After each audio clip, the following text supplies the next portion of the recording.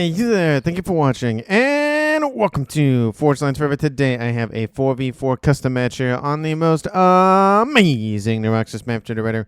So let's go ahead and introduce our teams and our players. Starting off with Team 1 in the Northeast, ending with Team 2 in the Southwest.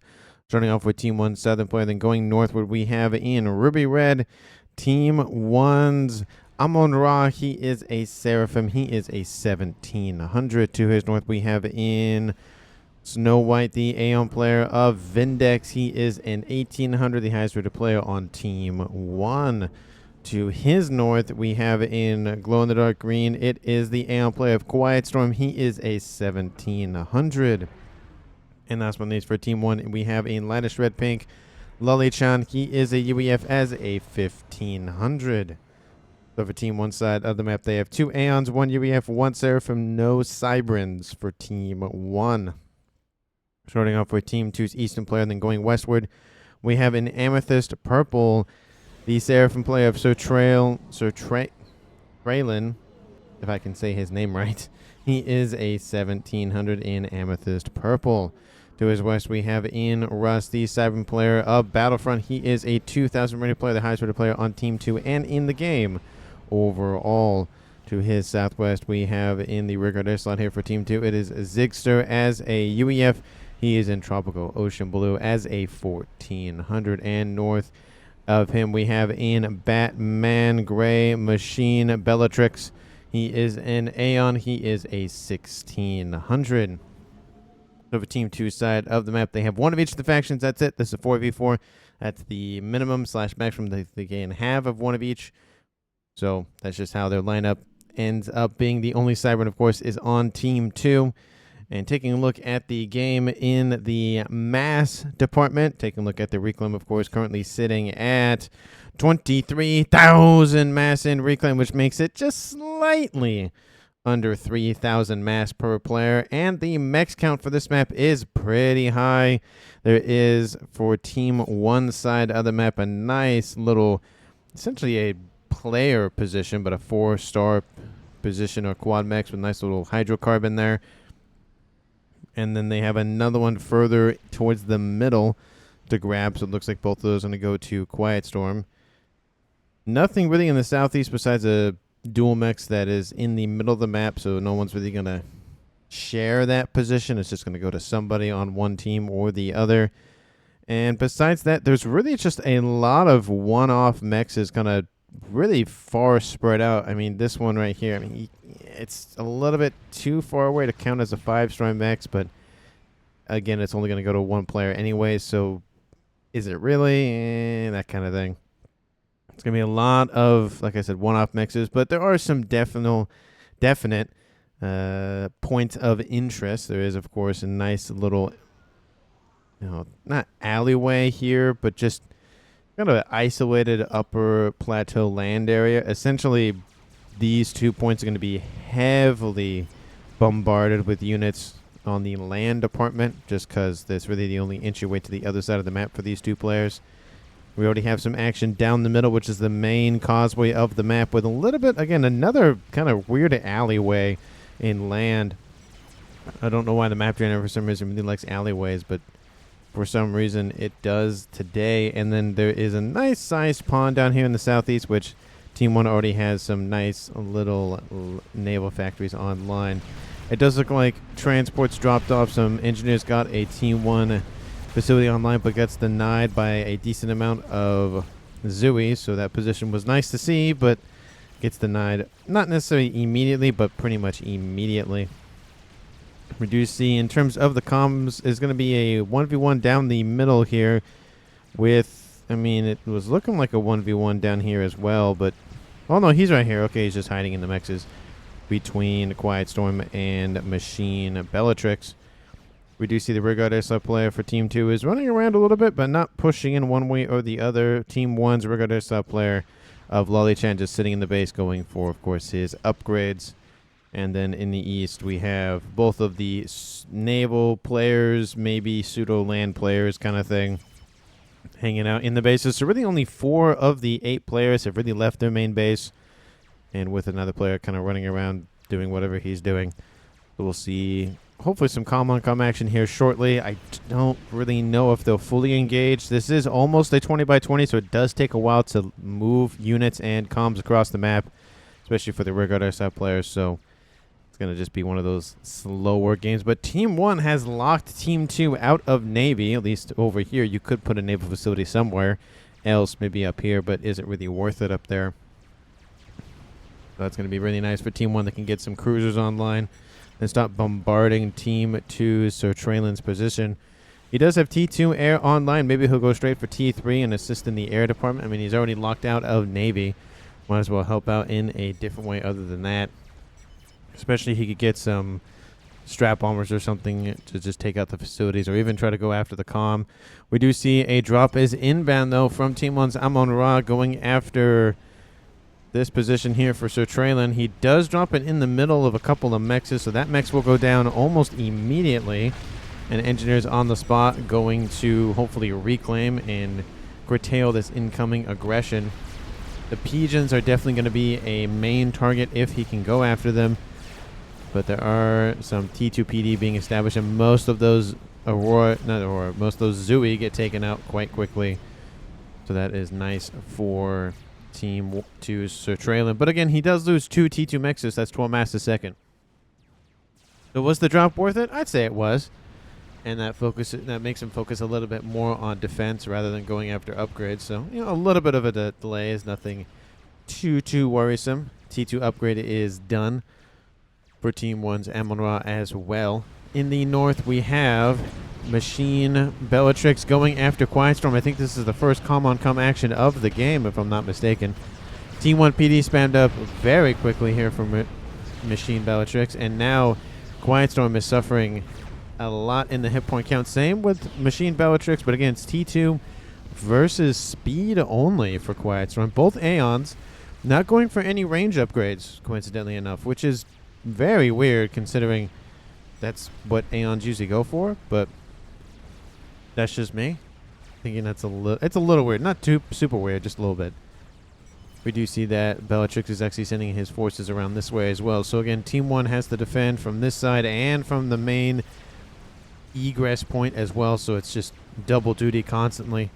It does look like he's holding off a little bit, but there are a decent amount of units running around. I think a decent amount of engineers as well, so I think they'll be dealt with here shortly by Team 1.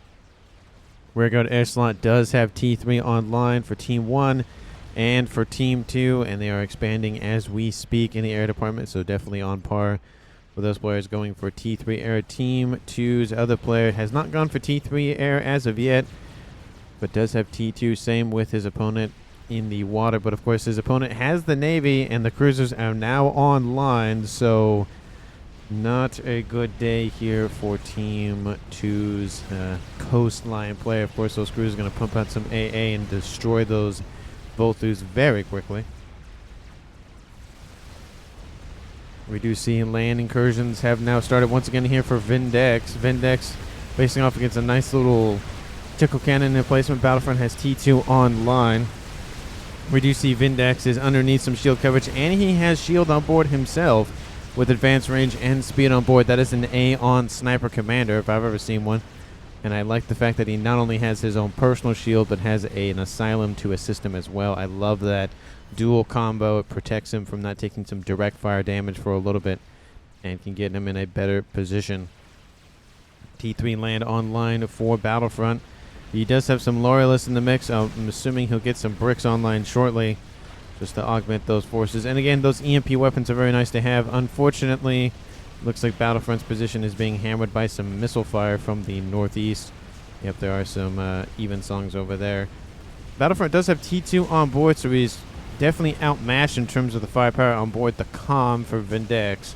But he does have his tickle cannons, which are slowly eating away the hit points. I say slowly because they're tickle cannons. That's what they do. They just tickle people to death. Missile outbound from Machine Bellatrix going after land facilities. And with the help of some gunships from his air player of Zigster coming in to eradicate the position here for Quiet Storm. We could see a possible early departure. I don't see a lot of AA in this position here for Quiet Storm. He's going for T1 Seeker AA turrets, so trying to shove away the gunships. But they've done the majority of the job anyways. The entire facility pretty much wiped out. There is still a T2 online, but there's really not much left. But I don't really think Machine is in a position to really do much. He is going to send his Aurora around this waterway, though, so we'll see if that ends up working for him that way. In the middle, it looks like Battlefront slowly pushing back, or just Vindex pushing, or falling back, one or the other. But the same effect is happening. Team 1 is slowly falling back. In the east, the exterior mexes have essentially been wiped out, and the TMD has been spammed up, but it is slowly being eaten away by the additional cruisers constantly being thrown at this position. We see it's just cruiser, cruiser, cruiser all day. T3 land upgrade is done for Quiet Storm in his main base, so he'll start getting those Harbingers online. I think everybody is pretty much at... Nope, T3 not online yet. Going for Notha fighter bombers, so that's going to be interesting to try to bombard. I think the TMD is probably what he's going to go after. We have some Nothas actually on the southern edge, speaking of which. It looks like they're going deep into Team 2's territory. Will they throw some bombs at this? Yes, they will. Looks like they already targeted this one because some of those mass storages were already damaged.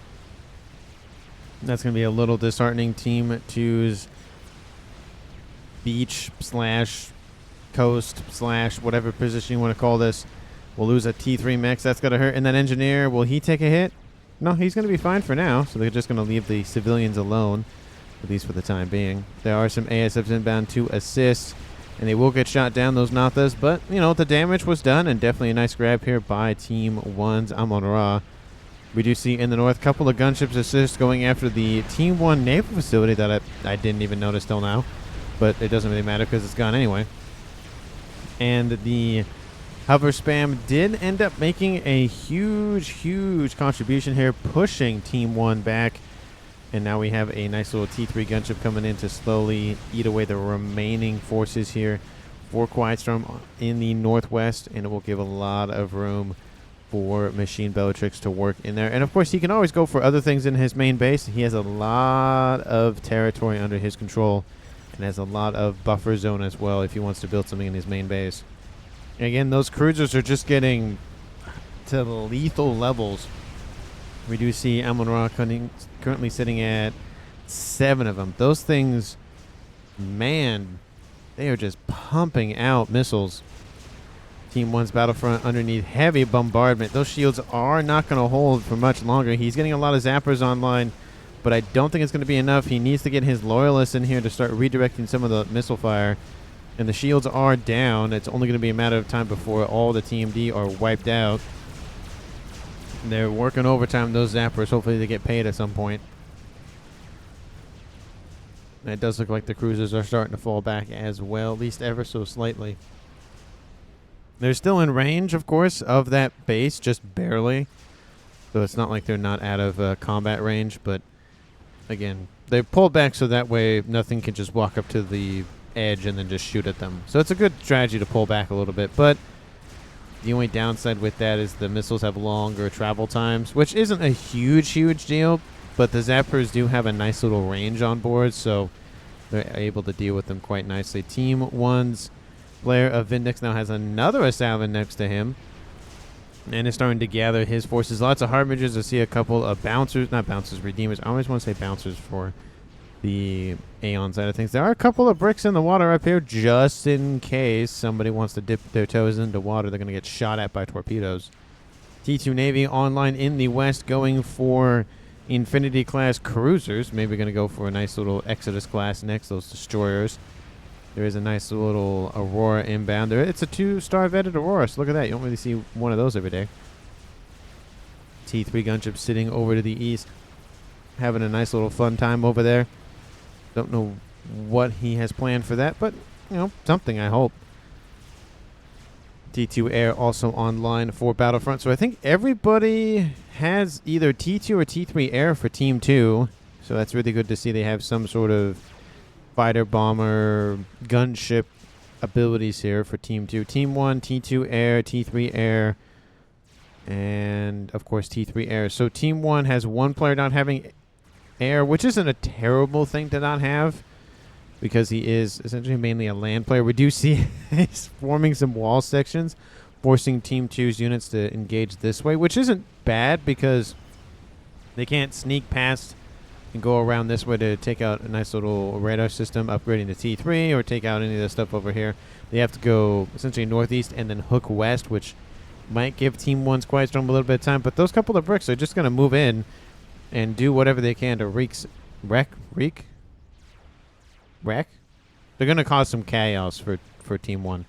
But the cruiser missile spam has broken through the TMD defenses, and the main facilities here for Sir Traylon are falling quite considerably. Look at this. T3 mechs is just being ripped apart. T2 Pigeon's not going to be long for this world. He's not necessarily been knocked out of the game for a while. It's just not having any Navy is not really helping him in this bout for sure. But just getting bombarded by cruiser missile fire is devastating. That's an entire player's eco essentially just up in flames. In terms of eco overall, Team 2 at a little bit behind Team 1 at 900 versus 930, 940. There's nothing too crazy to be behind in this game. But, of course, losing more and more mechs is going to drop that number considerably. So probably before this attack on this base, I think it was about even. It looks like the numbers going up and down, probably power related one way or the other. Those cruisers, I mean, they are starting to be out of effective range, but they can see the comm, so if they really wanted to snipe the comm, he could do that. We do see a transport with more Zui on board, moving in to drop some forces. I don't think we'll see a land incursion yet from Team 1's Amon-Ra. It might be a little bit more investment that he wants to really spend. But he could do that. He has a huge amount of room to work. And he could even distance build from this spot down here up to the plateau. But the Zuis are inbound, and this base is not good. It's not good. SMD online in the middle of Battlefront's base, and he's now falling back. Doesn't want to get caught in this nice little T3 war that's going to happen here shortly between himself and Vindex. Vindex is still leading from the front lines. Of course, when you have an Aeon Sniper Commander, you kind of have no reason not to. But air fight does occur near Team 1's side of the map, and it is won by Team 1 quite considerably. I feel like it's a double to triple advantage. 65 versus Zigster's 29, and I think there's a little bit more other ASFs mixed in there for Team 1. So about a 50 ASF lead. Looks like those bricks were finally dealt with. They did cause a little bit of havoc, taking out a couple of facilities and mexes, but again, nothing too damaging. Not like what's happening to Sir Traylon. He is just not doing good this game in terms of survivability. He's just lost almost his entire base. He's running around trying to distract some missile fire, but they're focused on taking out the TMD. He's trying to establish a forward operating base back in his own base. But he has moved the T3 air facility back here. So it looks like he's going to get into the air department here shortly to start taking out these cruisers. And I don't think Team 1's Amon-Ra has built any destroyers, which, granted, in his position, he doesn't really need to. He does have a battleship online, which, again, is nice to have. The only thing is, I don't really think it's going to be that useful. The yellow, of course, is the Nuke missile range, and that's going to be way more helpful to him, I think, than anything else. I mean, it can't get into the far interior of Team 2's side of the map, but it can get pretty far in. It could take out at least the middle base for Battlefront. A couple of gunships moving in to take out some mexes here for Machine Bellatrix. Outbound from Lolly-chan. Lolly-chan doing a very good job of shielding those gunships. ASF's trying to get in range, but it's not going to be good. There is some AA starting to be built up here in this base, but I don't think it's going to be long for this world. They're actually taking out the engineers, which is a smart play. You can't build anything if you don't have any engineers. ASFs go in for the kill. Of course, all these ASFs will be wiped out by the air forces of Team 1, and they do get most of the gunships, so it was a sacrificial play there. And there is, of course, AA being built underneath all of this aircraft here for Team 2, so it will slowly eat away the rest of these hit points. But they are Team 1 AA, speaking of which, and there are some T2 as well, so it's a nice little mixed bag there. All the gunships do get wiped out, which is good to see. But in the middle, Team 2's frontline base is just getting ran over by this group of forces from Team 1. We do see a nice little monkey online. Unfortunately, I don't think the monkey will survive this fight, especially with the laser shooting the ground and not actual units. It needs to take out all those harbingers. That's going to be the main threat. After those, it should be a cakewalk, but there are a couple of obsidian tanks in there just to be even more annoying. The monkey, of course, continuing to retreat and get to friendlier territory just in case he dies. There are some bricks inbound and, of course, some broadswords to assist. The Air Force from Team 1 is going to probably just airlock Team 2 at this point. There are a couple of gunships not going to survive the day there. And Zixter out in the middle of nowhere. But Team 2, they're going to just build AA, and more AA all day, every day, both mobile and stationary. Just due to the huge amounts of ASFs there behind. That will not be super useful for Team 1, just due to the fact that if they want to bring in more air, it's going to be more costly for them over time. But right now, they have the advantage. They better press the advantage, because if they don't, Team 2 is going to try to counter it with mobile and stationary AA, and it's not going to be that useful anymore. TMD, again, working overtime. This time for Sir Traylon, the TMD up here did not really work out very well. Granted, land incursion didn't really help either, but still. We see, of course, secondary air grid here for Team 1. We do see SMD being built in Lollychan's base. No nuke or any big ticket items here for Team 1 as of yet that I've seen. So that is the one thing maybe Team 1 could do, is they have a huge amount of territory. They have more than 50% of the map under their control, specifically considering now they're landing troops on the front lines. And the TMD is trying to hold, but it's just a lot of cruiser fire. We do, of course, see the battleship, and two of them, actually. One of them donated over to Lollychan. See, that makes me think they're going to build nukes, because if we're going to gift over a battleship that's not necessarily useless, but just isn't really going to do anything at this point, you might as well just load a nuke on it and call it a day. Gunships inbound for the Pigeons here for Battlefront's base. We'll end up seeing if he does take it. He does have a nuke online. I just noticed that. And that nuke is about to load. It looks like the gunships have taken out, or have been taken out, I should say. Oh, the Pigeon was reclaimed, so that's really good. Shield has been upgraded and assisted, and the nuke is about to fire.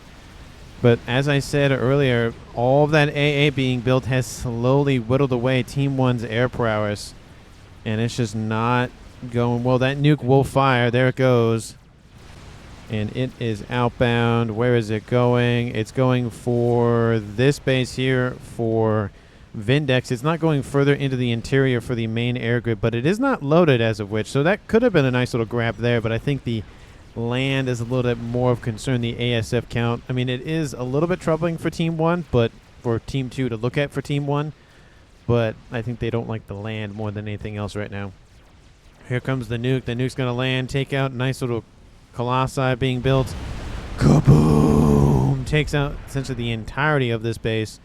The Colossus actually fine. Some of the engineers still online, but Vindex is completely pushed back into the Stone Age. I mean, he has negative power. He can probably fix that pretty quickly, though. It's not that much negative, and he, it's just back and forth there in that regard anyway. So, he might be able to get his power back online. But his land is definitely going to slow down considerably. All of his facilities are knocked out. T3 land headquarters as well. So he's just going to hold the position, get some reclaim, and then probably rebuild. He's probably going to put it right here. I wouldn't be surprised. Just because it's, near to the front line, that sort of thing. Scout, scout, scout, says Battlefront. Scout, scout, scout. I love that comment here from Battlefront. He's like, hey, I need some scouts. Team 1's Eastern player of Amonra does not have an SMD online. Has a lot of build power, though. Look at all those Team 1 engineers. Has a lot of those little buggers, for sure. In the West, still, Machine Bellatrix has not really moved from his spot. He's just built more and more shielding. Needs more power, though, because he's lacking the reserves to keep his shields online. The TMD is starting to hold. I mean, that's a battery at TMD for sure. But there are some shots inbound from those Hathums. There's only one over here. The other one's still over here. So we'll see how long this ends up working here for Team 2. Again, the shields, their Seraphim ones are nice to have, and they are being assisted as well. So even if a missile or artillery shot breaks through, which the artillery shots will break through, then their regen back up to full HP. We do see, of course, land invasion has now started to occur. It's a little bit slow I would say there's a couple, squads of Zooies, but they're holding position for now. I don't know if Team 2 notices that they're there. No, that's Team 1. Oh, okay, the radar signatures are shown, so it's not like it's that worrisome or that unknown to Team 2. It's just they're not really doing anything about it. I'm surprised that he doesn't send the Zooey in that Amon-Ra, but maybe he wants to wait. There are a couple of PD in the base, so maybe he just wants to wait a tiny bit longer, but we'll see if that waiting will be beneficial or not. Air grid, of course, expanded upon, and of course we see artillery has been thought about here for Team 2 Zigster, and I do like the fact he is getting at least one shield online before he builds it. I would like him to see him get more than one online, but at least one is better than none. Grab has been almost built here for Battlefront. Of course, he's loading. He's doing double duty. Killed off 53,000 mass is how I read that, or is that 63? That is 63,000 mass. It's a very, very small number, so I have to really lean into the screen to actually see it. Yeah, Team D is holding for now. Team 1 has kind of slowed down in their momentum. With the destruction of Vindex's base, the land is kind of course, grinded to a halt.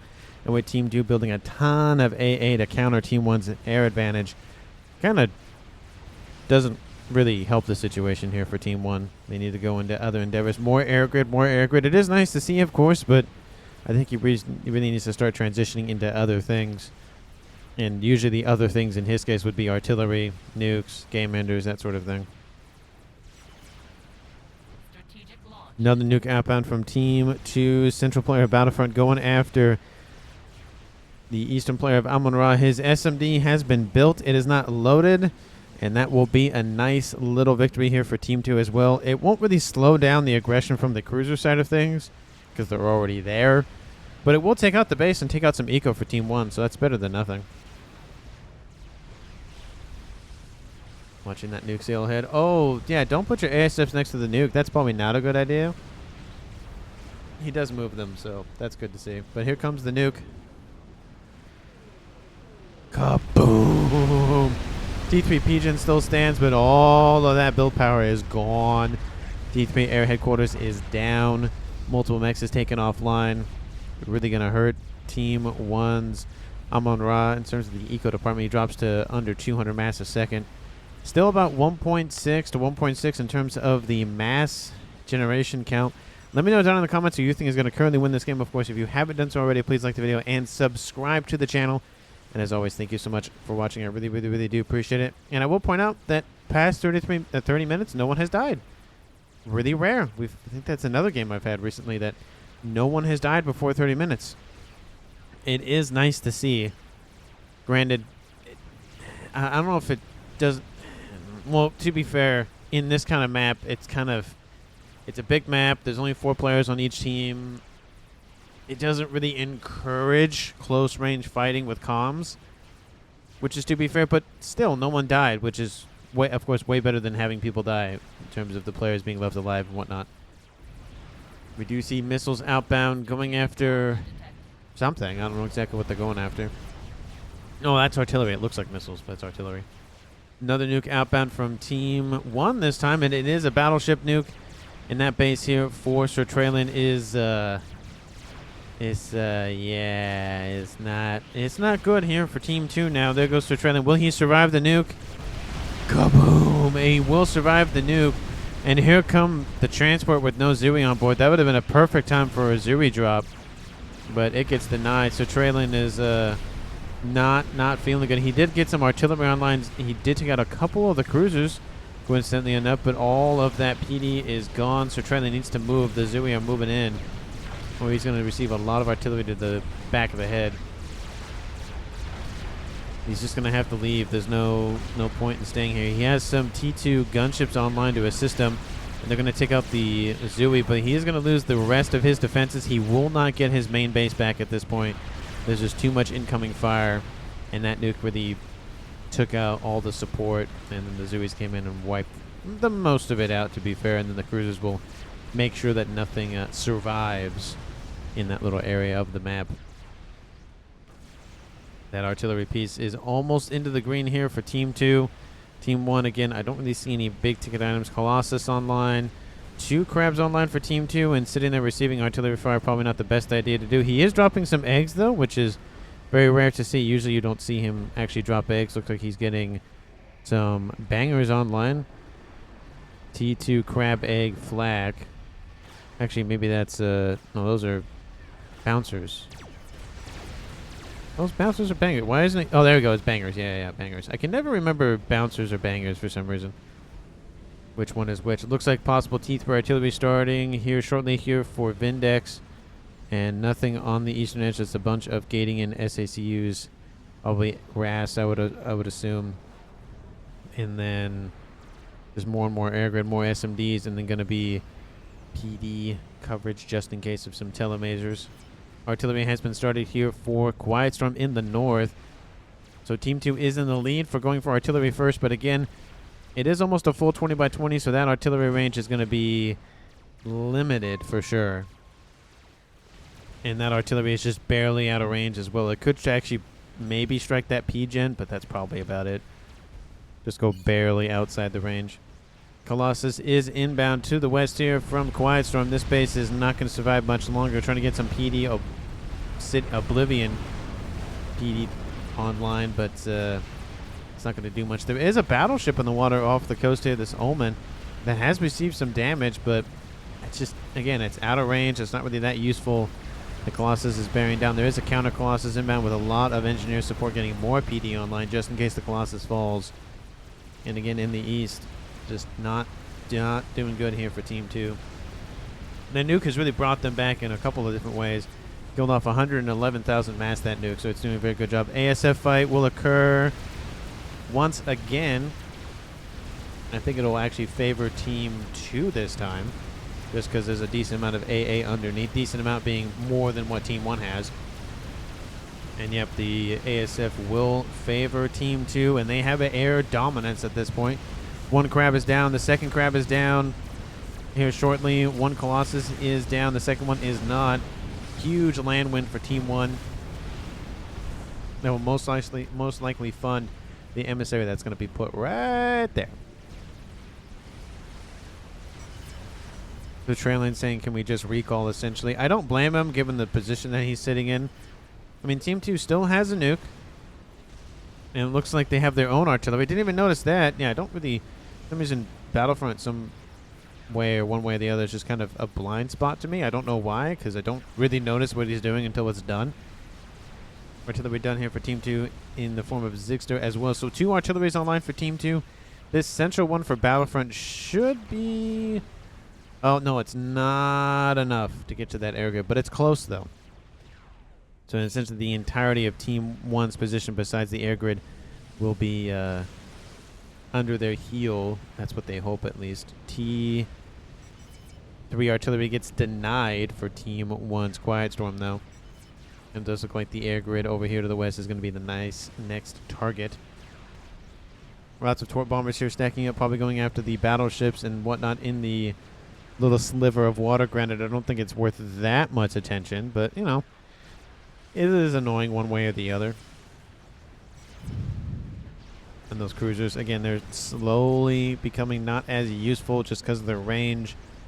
And they were useful, of course, before, but it's just the fact that everything else for Team 2 is just out of their range because they killed everything. So it's kind of a good thing that they're not as useful, but kind of not a good thing. It's, again, double-edged sword kind of thing. Colossus leading the charge. It is severely damaged. Team 2, do you have another experimental? Yes, you do. It is a crab. So that should be fine for now. There is 2 Colossi, and of course they're reclaiming as we speak. Are the Harbingers doing it as well? Hey, hey, hey! There we go. Love to see those Harbingers use their ability. Love it, love it, love it, love it, love it. You don't get to see it every day because not a lot of people use it, but it is something nice to see. Gotta remember that those units have some unique abilities on board. Not all units have uniques, but, you know, it's nice to know that, or nice to remember that some do. Nuke is loaded. Will it fire immediately? Yes, it will. Looks like he's going after the RAS facility over here to the east. Where's that nuke going now? Maybe Quiet. Yep, Quiet Storm's going to be the victim there. SMD is not loaded. It is underneath shield coverage, but that air grid is gone. So each of the frontline players, frontline-ish, because they're just further forward than the air grid for Team 1 Lolichan, has been targeted and taken out at this point. Unless there's a secondary SMD somewhere that is in range. That one just barely loaded, but I think it's way too far to the east. Yep, way too far over. Gunships over here to the west taking out Colossi. That's not really a good situation here for Team 1. They are getting more AA online. Here comes the nuke. Again, not good day here for Team 1. Boom! Takes out a couple of Nemexes. Takes out almost the entirety of the grid. T3 Pigeon, 20 hit points remaining. Somehow survives. Somehow, but still that's a huge cut to Team 1's power. It's still positive, but just barely. That's the thing, is if that Pigeon went down, definitely would be negative at this point. There are some more Pigeons here as well, so they're probably going to try to retry the emissary thing. Over here to the east, more shields, and of course more and more Colossi. Colossi is charging the Omni, team. Sorry, I don't even know what I was saying there. We're Team 2 still not taken out. It's right there. I know you're trying to take out the crab. I get that, but still, it's right there. You could blind your opponent like right now. Gunships trying to take out the AA. There's a lot of flak for those gunships to deal with, and I think they're just going to target the Colossus. That's the major threat. Don't know where that engineer was going, but doesn't get anywhere near where he was trying to go. This crab will defeat this Colossus, but it will not defeat the next one. There's another one inbound, and a lot of T3 land spam inbound as well. Another crab is inbound, though. The land spam is probably the more concerning part than anything else. The Colossus, of course, will focus the crab, which that's just going to be a trade for Team 1 and Team 2. That crab, they are going to seed a little bit. Seat? I think it's, yeah, going to cede a lot of territory to Team 1 just because there's not really as many land units online. But, of course, they're getting a second... Oh, they're not getting a second artillery online. Maybe he's funding the nuke, 197,000 mass kill, but that nuke, he's done very well for himself in that regard. Base now re-online here for Sir Traylon in the TMD department, but it is underneath heavy battleship bombardment. And there's a lot of those online. Strat bombers have been spotted by Team 2 just due to the fact that the ASFs moved in to intercept. Looks like there was an attempt to go after Battlefront's position, which, again, it is pretty volatile considering what is next door to him. I mean, he's sitting next to a decent amount of P-gens, plus a nuke, plus an artillery. So, definitely some big ticket items in the mix here for him. He's probably going to want to move, which he is currently doing. Nice little shot there. Nice little nuke launcher. Team 2's backline player of Zixter, what are you up to? Looks like he gave over his Duke over to his teammate of Battlefront, so he can micro that, because he already has, of course, an artillery piece online, so it makes a little bit more sense. But he's not funding any of his mass into anything else, so I don't know why he's reclaiming that artillery piece. In the west, nothing really coming online here for Team 2's Machine Bellatrix, not Battle Bellatrix. Gunships just stacked over here, waiting to be given a target. ASFs move in for some reason, but I don't know why. Strat Bomber still sitting off the coast here for Team 1's Lolichan, just waiting to engage. He does have a nice Omni online in the front of Team 1's base, sorry, Team 2's base. Love to see that. And the Strat Bombers are given a target, it looks like. Are they going to move in to go after the nuke? They do get spotted, I think, by Team 2. Is it too late? The ASFs are called back. The bombers have pretty much already been given their targets. The orders have been given. They're already in that mode. They're going to try to go for it. Team 2, will you intercept in time? Oh, it's not great here for the bombers. They will get some of their bombs dropped to location. Nuke launches at the last second, so even if it goes down, it's still good. The shields do go down. However, everything is fine. No issues here. Battlefront will stay alive. Nuke is inbound. It's going for the battleships, I would assume. Those things aren't moving. And another nuke is launched here from Team One's battleships, and that's going to be a dead group of battleships here for Team 1. Kaboom! Oof. That's got to hurt. Nuke is outbound. SMD is not loaded. And that will open the door for a land invasion if it is occurring, which it is not currently, but that reclaim is going to hurt. All those engineers are going to go down. It's not a good day here for Team 2's front line. Kaboom! But what was that, 6 battleships or something knocked out by 1 nuke? That was a great nuke here by Team 2's battlefront. Killed off 252,000 mass at this point. So we will see how much mass he'll kill off before the end of the game. 43 minutes on the clock here. Team 1, have you made any sort of aspirations in ending the game? It looks like Amon-Ra is just not really able to recover much. His SMD is now offline, and he is hiding in the water. Definitely don't blame him there. Vindex is producing Colossi, and more Colossi. That's really only what he's up to. Artillery has been started here for Lolly-chan. And he has started a Paragon with the assistance of Vindex, or at least they're both started one. We'll see if that ends up being built or not. Looks like a second. Okay, I will point this out. Yes, it is nice to go for a secondary one. Just don't put it right next door to the one. It's just, no. Not good. Because if this one blows up, that one's going to blow up. Put it like over here in the other corner or something.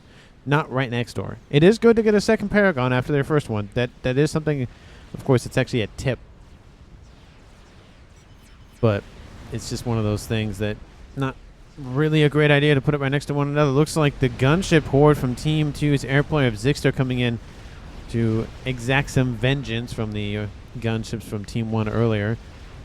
The fleet has helped to deal with the land base here for Quiet Storm, and he's pretty much knocked out of the game. His air grid is down. His land base over here is down. He still has his PGens and SMD, but that's not really much to go on at this point.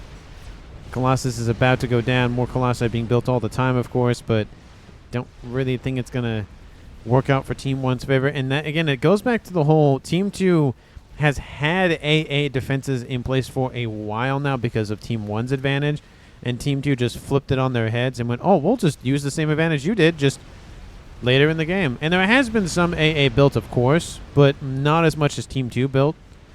So it's not really great for Team 1 at this point. I mean, 3 bases have been knocked out by nukes, 1 each, and they're going for a Paragon now. Now, if the Paragon comes online, it could be enough to bring Team 1 back. The problem is, I think one of those artillery pieces is actually in range of that. Oh, of course, and he's building a Scathis. That's what he was funding all that mass for. That would make way more sense. Let's see, Battlefront, how much? What's the range? Ooh. Okay, so the... he's going to see the Paragon here shortly, so we'll know exactly. Okay, so they'll see it if they're noticing it. Yeah, barely out of range. The Duke is in range, but looks like it gets pinged by Sir Traylon. Still, nobody has died. I will point this out. Nobody has died. 45 minutes. I don't know if I've had a cast on the channel that the entire team recalls or whatever, and that's it. You know, no one actually dies in the game. This could be one of those no death games, which is, I think, incredibly rare. And I would love to be able to cast one of those just because it is a different kind of game, and I like variety, spice of life sort of thing. Well, 46 minutes on the clock. We are nearing the end of the game. I think it was like 20, not 20, but 56 minutes or something, so about 10 more minutes. That Paragon is going up pretty incredibly fast. I will admit, it's already in the yellow, but I think that Scathis is going to beat it to the punch. I don't know. I think it's going to be close for sure. It looks like engineers being thrown together. Everything in the kitchen sink being thrown at this nuke. Not nuke. Well, again, it is a glorified nuclear reactor, so... Sorry, no. Sorry, it's a quantum reactor. Apologies. It's a quantum reactor. Because nuclear reactor is less powerful than a quantum one. Lots of engineers. They need to get more shields. 2 shields is good just to start, but you need a lot more than that. An eye is going to be built. That's always nice to have to see what your opponents are up to. Again, the western side here for Team 1 is devoid of the everything. The eastern side is really chopped to bits. Artillery raining in on him constantly. That Amon-Ra, he's not really... It's it's like the reverse here for Stratralin. Stratralin was the one being bombarded by cruiser fire, and now it's Amador being bombarded by artillery fire. Nuke is outbound from somewhere. Oh, it's outbound from a sub-nuke. Look at that. So we've had sub-nukes, we have battleship nukes, and we have standard nukes. If anybody builds a YOLO, that's all types of nukes, besides billy nukes, in one game. Which, that's very rare to see that. It's going to come and just take out some hit points for that Galactic Colossus. Kaboom. Again, nothing too crazy, but it just... Apologies for the cut. My hard drive that I'm storing all the recordings on actually ran out of space. I forgot to clean, because usually I go through and make sure that I have room, but I forgot. So it actually, OBS was like, hey, you don't have any space anymore. Sorry, bye. So apologies for the cut there. Anyway, it all comes down to the Paragon. If Team 1 can get the Paragon online, protected, and maybe 5 minutes of use, it might be enough. The only thing is, if Team 2 can knock out all of the defenses in terms of SMDs, it's only going to come down to a nuke, because that's all it's going to take. Of course, the Scathis is a different thing, which is almost done at this point. Once that finishes, we obviously know where it's going, so the shield's going to be vastly important. Granted, there is, again, some shielding, but I don't think it's... Well, I never think it's enough, to be fair. But, yeah... Needs more shielding, for sure. It's like needs more salt. I mean, you can't have too much salt, to be fair. I'm not going to equate salt to shielding, because there is such a thing as too much salt, but in this case, you just can't have enough. Artillery raining in now here from that Scathis, and it's going for that Paragon. There's really no mincing words on that. Cloaking has been started by, was that Battlefront who started the cloaking? Yep, it is Battlefront, just to ensure that he's protected in all instances. Because why not? He has Nano and he has T3. Might as well get a little bit more shielding on a shield and a little more protection online. First volley is inbound. And that Paragon is now in the green. Lolly-chan coming in to assist and hang out over here as well. Shields come online for offline for Lolly-chan. That is not great because that artillery is raining in. And it looks like the artillery actually going to take out the air grid, not the Paragon. So Team 1 will breathe a sigh of relief for that. The unfortunate thing is if the shield of the Pigeons go down, that's also not a good story here for Team 1. Because no power means more shields. No shields means no protection. No protection means bad things. Bad things. And all those mass fabs going down. But again, the Paragon's about to finish. This is not good here for Team 2 if that thing stays online all day. All day, every day.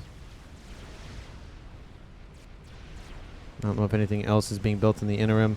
Ooh! Ooh! Ooh! Ooh! Ooh! Mavor's being built. Ooh! That'll be fun for Team 2. Ooh! Oh! I wonder why it's focused. Oh, it's the SMD. Oh, there it went. I was going to say, maybe they're trying to take out the SMD. There's the Paragon. Second game ender of the match has been constructed. And that is now near infinite. Hey! There it is. Team 1 starts their own Paragon because why not? Granted, again, as I've stated before, please do not put your game enders right next to one another because if one blows up, in this case, if the Mavor goes down, you still have the Paragon. But if the Paragon goes down, the Mavor is gone. So, not a good trade there. Just want to point that out. And we do see crabs being built here by Team 2's Battlefront. How is the Mavor? It's almost in the green, so it actually might finish before Team 1's Mavor. But it looks like that's what they're going for. A lot of engineers gifted over, of course, and the Paragon as well from Vindex just to assist. It is going to go up considerably fast, to be fair. I mean, this is at 0 speed, technically actually -1 speed, and it's going up super quick. But the Scathis is slowly eating away at the everything up here. It doesn't have a maximum range, so I wonder why he's not put it directly on top of the air grid. Nuke is outbound, and it's actually going to take out the front line. Some Colossi are going to go down. That's a lot of land support, lots of engineers, lots of Harbingers. The Harbingers are going to be probably the worst loss here for Vindex, and they're probably assuming it's going to go after the Paragon. Mavor is at almost 50%. That thing is going up super quick, though. And it does look like the Cascade is slowly starting to take over this base here for Team 1, slowly losing everything up there. Again, the shields are near infinite at this point, so nothing too crazy. Here comes the nuke. It's going to land right next to that Colossus. Oh, kaboom. Takes out almost all of the Harbingers. Takes out a Colossus, takes out huge chunks of health out of the other 3. So, not doing great on the land. Again, it softens it up. It highly encourages Team 1 to not move in. Need more scouting. Can you build an eye, says Battlefront. That's probably a good thing to grab. And that Mavor is in the green. And that Mavor is also in the green. Ooh, it's going to come down to essentially who can fire at the other one first. Ooh, that is going to be close. SMD's being built immediately. Stone Anger right there. Right next door. Scathis now raining in on the Mavor / Paragon / Duke. Duke, it was abandoned entirely. And there goes Lolly Chan's game ender. It is the Mavor. How is Team 2's? It's about to load, so it barely beat out Team 2's already started Mavor. There's 2 of them. There are 2 Mavors. There are 2 Mavors. And again, as I will point out, the only thing I'm worried about is that Paragon going boom boom. And that Mavor has not been given a target. It's still resting there. Look at that cute little Mavor just resting there, hanging out. Oh, it's so cute. You gonna fire it? A second? Are you really building 2 of them? Okay, there it goes. It now has given a target. That is interesting. Once that Mavor starts firing on the shielding, I don't know if it's going to be game, but it's gonna hurt. It's gonna hurt. This position now has no shielding. And I would not be surprised to see the Mavor transferred over to somebody, specifically maybe Battlefront. But it is firing, and it is going, of course, for that Paragon. And the shields for the Aeon side of things are slowly falling. There goes the Mavor shot. Of course, the one for Team 2 will fire twice as fast because of the adjacency. So that is the advantage there. Scathis is running. Where is that Mavor shot going? Or no, that's not Mavor shot. It should be going over here. I just don't see the... No, that shouldn't be Mavor. That should be T3 artillery. No? Ooh, there are a lot of assisting drones here protecting the main shield, but once the Paragon, once the Mavor hits it, it should pierce it enough. I don't think Team 1 knows about the Mavor, though. Oh, no, they do know about it. Okay, so they're not completely blind to it. How's the Scathis doing? Scathis is doing fine for now. I don't know where the Mavor shot from Team 1 is coming in. I don't see the yellow dot. Oh, there it is. It doesn't look like they're going... Oh, it looks like they're going for Team 2's artillery over here, maybe? No, it's going further in. It does look like it's going for the Mavor. The Mavor shields are down. Oh, that's not great. Oh, it impacts the engineers. That's a lot of build power gone. Oof. Oof. So Team 1 is going after the counter Mavor. Takes out the emitter being built over there. That's not great for that Mavor's life. Scathis has not been able to pierce the shielding. Scathis not really known for piercing shielding, just for nice blanket destruction. Lots of T1 bombers inbound for Crabs. And Crab is definitely on the menu for Team 1. It's back on the menu, boys. How's the Mavor doing for Team 2? I feel like at this point I need to just split things because there's just so much going on. We'll keep something straight on the Paragon over to the eastern side. Second Mavor about to finish. And in the middle here, all those T1 bombers inbound. Oh, look at all that. Just completely annihilating that Megalith with a lot of Team 1 bomber spam. The Mavor is still kicking in, though. It's still holding on. Pings are going down saying, attack this, please. Thank you. Gatlin's fire raining in. Mavor is still fine. There's that one central shield. A second Mavor is done because why not at this point? Why not? The Mavor here for Team 2 took a hit, but it's still alive. And it did lose one of its P-gens, though, so it's going to be a little bit more slower to fire.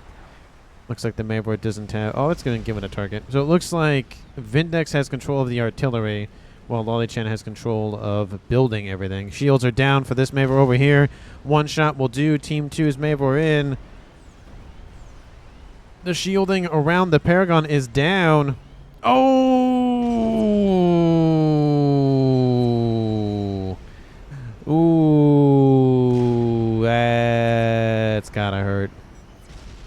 double kill here for Team 2. Yeah, so it said Control K from Molly Chan and then a teammate kill, essentially. That's not what I wanted to do. That's what I wanted to do.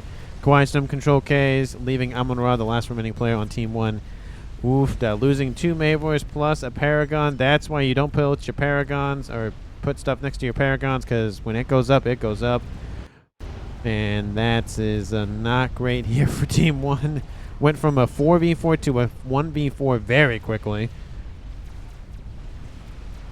And that's just not really going to go Team 1's way at this point.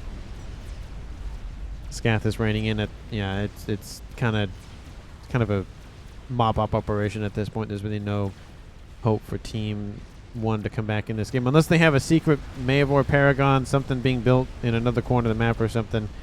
Donut over there. I just don't really think they have much at this point. Not even a T3 artillery piece. So it might just be a Blaze of Glory kind of thing, or just Control K, one or the other.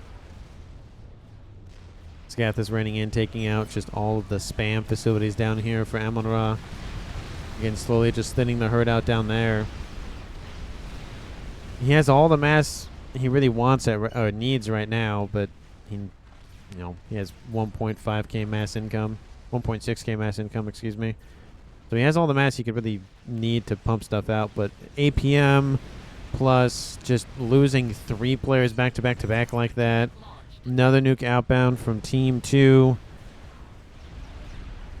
Yeah, it's just not great here for Team 1. Is it going to be a final nuke to end the game? I didn't see where it was going. And it looks like it was actually going for this position, so it's going to strike near the comm of Amon-Ra. Amon-Ra going for an upgrade on board. Probably advanced nano or T3 engineering suite, one or the other. Our bomber overhead. Love to see it. Didn't even deploy its bomb, though. That's kind of weird. Those battleships down there, not really doing a whole lot. Another nuke outbound here.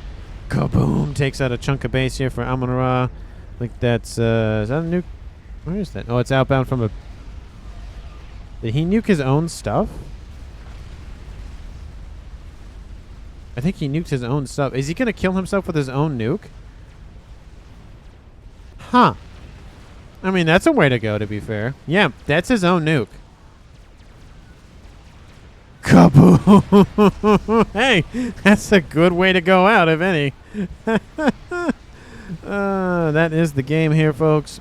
56 minutes, 28 seconds on the clock, and Team 2 wins the game. MVP. I mean, Team 2 together did a very good job, but if I were to single somebody out, I think Zigzag coming back in the air helped out tremendously. Obviously, Team 2 built AA everywhere. So that really helped out just the entirety of things. But if it wasn't for that Mavor, it would have been Mavor City for Team 1 for that Paragon and whatnot, because the Scathers did not have enough firepower to break the shields. The Mavor had enough had enough power. It broke the shielding, and then another volley came in and just wiped out the Paragon, and that was it. There was also another one being built up here, but that's going to take a long while to build. And, of course, to be fair, Battlefront did a very good job with his nuke. 371,000 mass killed with that thing. Man, he killed stuff with that nuke. And his Scathers did set the stage for everything, but I feel like if they didn't have the Scathers and had the Mavor, they still would have been able to take out the Mavor Paragon combo. However, with the Scathers only, it wouldn't have been enough, so I think Zigzag just gets a little bit of edge for the MVP. But again, that's only my opinion. Other people have their own opinions, of course. Thank you so much for watching. I really do appreciate it. If you haven't done so already, like the video and subscribe to the channel, and I will see all of you in the next one.